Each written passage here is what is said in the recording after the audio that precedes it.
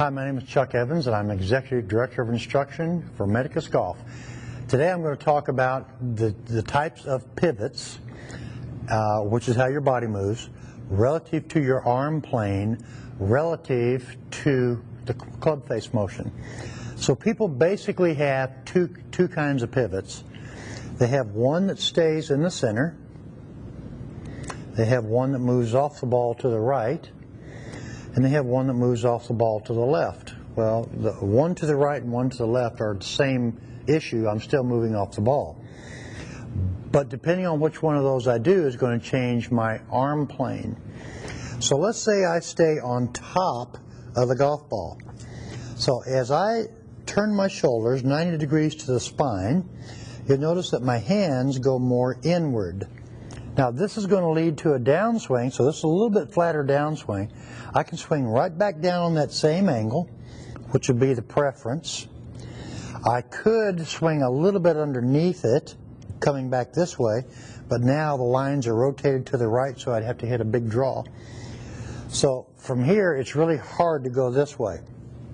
So if I'm swinging back on a little flatter plane, and I try to come down on the plane I swung on, the flatter the plane angle, and plane angles are this angle, so it could be here all the way up to here. The flatter the plane angle, the more club face rotation is required. The steeper the angle, less club face. So now let's look at Colin Montgomery. Colin Montgomery does what we call slide, tilt the opposite direction. So what would match up with that?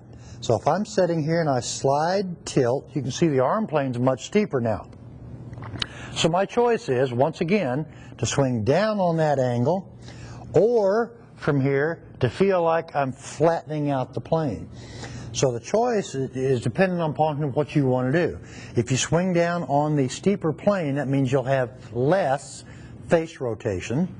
And if you're trying to flatten the plane coming down, you'd have to change that to more face rotation in order to match up. And then finally you have the players that just tilt and then they kind of go back this way. This is kind of the Mr. and Mrs. Haverkamp from Caddyshack. So they'll lean over this way and then they'll fall back this way. Well, if I lean over this way, somehow I've got to get this club going back here or it's going to come out and across.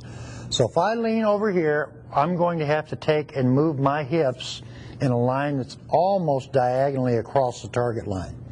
So if I'm up here and I move diagonally across the target line, that at least lowers my hands to come back from the inside. So again, the flatter the plane angle coming in the ball, the more face rotation. The steeper, the less face rotation. And then let's talk about players that move off this way. Players that try to get their head out over their right foot. The problem with this player is that from the top, they'll always slide this way, and now they're too far behind the ball. Their head's clear back here, and the head needed to stay up here. So if I'm clear up here and I slide forward, I now have to have a lot of face rotation because my left shoulder now is farther back from the ball than when it started. So it would look like this. I've got a choice of a plane here. I can certainly swing down on that plane and I'll be fine. I could also have this massive drive that they do and the club's going to shallow out this way.